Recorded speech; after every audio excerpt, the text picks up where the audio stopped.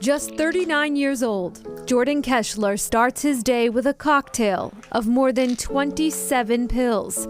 But this process he considers a gift, one he wasn't sure he would live to see. You can almost get to the point where you don't think the day's going to come.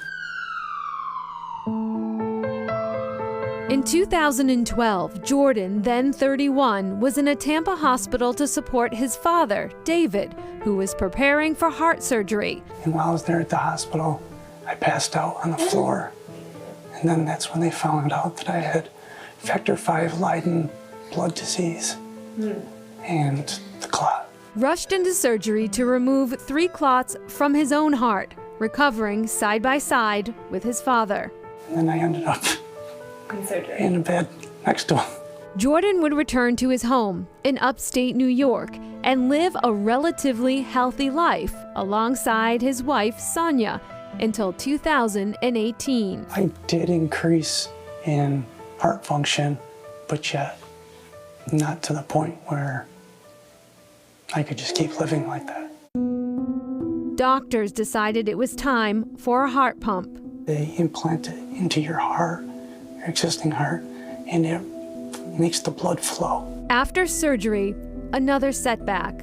Sonia, pregnant with the couple's first child, explains a frightening recovery. He was in a coma for a few days, and all of a sudden, a bunch of white coats are rushing into the room. Somebody came to me and said, "We're from the stroke team." And I said, "Stroke? You know, what do you mean a stroke?" She credits the hope of this moment for helping her husband pull through. Just knowing that he had a daughter on the way, I just feel like that was just an extra push, like, okay, I need to get through this. We would remind him every day, like, baby Charlie is getting bigger, and, just reminding him, like, you have something, to fight for. Jordan was now one of the 3,000 to 4,000 people, on average in the U.S., who wait daily for a heart transplant. And his wait would be long, his blood type rare, and the organ supply falls far short of the demand. His family was aware of those consequences. Jordan would see his father pass away while waiting on the LVAD, the same system now keeping Jordan alive. But for the new dad, there would be a new path.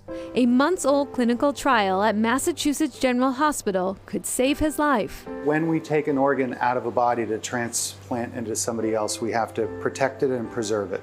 And the way we've done that traditionally is what we call iced storage. Giving doctors about 4 hours to transplant an organ. This is what we call the organ care system. Dr. David D'Alessandro is working with this machine to help increase the time and the supply. We can safely keep the organ outside the body for longer, and very importantly, we can assess its function so that we know that it's working well before we put it into our recipient, which can be very important when we're talking about alternative types of donors. In this case, what's known as DCD donors. Either due to prior wishes of the patients themselves, or often the family members decide that they don't want to keep their loved ones alive on life support, and they ask to remove them from life support. And if the patient dies once off life support, we can take the organs out after they've died and resuscitate them on machines. A procedure that has been used with kidneys, livers, and lungs for several years.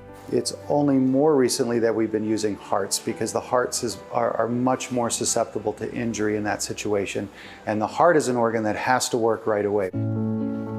For Jordan, who heard about the trial in an online support group, the risk was worth it. We can't just put him in the trial and use the machine. He has to be randomized into the treatment arm, and that has a 75% chance. The odds paid off. We're going to Mass General. After more than a year of waiting, just 4 days later. I just remember staring at the phone, and I just answered it, and I just remember the woman saying, we have a heart. And it was just so surreal. Jordan is now one of fewer than a dozen people living with a DCD heart transplant. A new life and new hope for a family with a difficult history. My uncle died 36 from a heart attack. Then my father made it on to LVAD and waiting.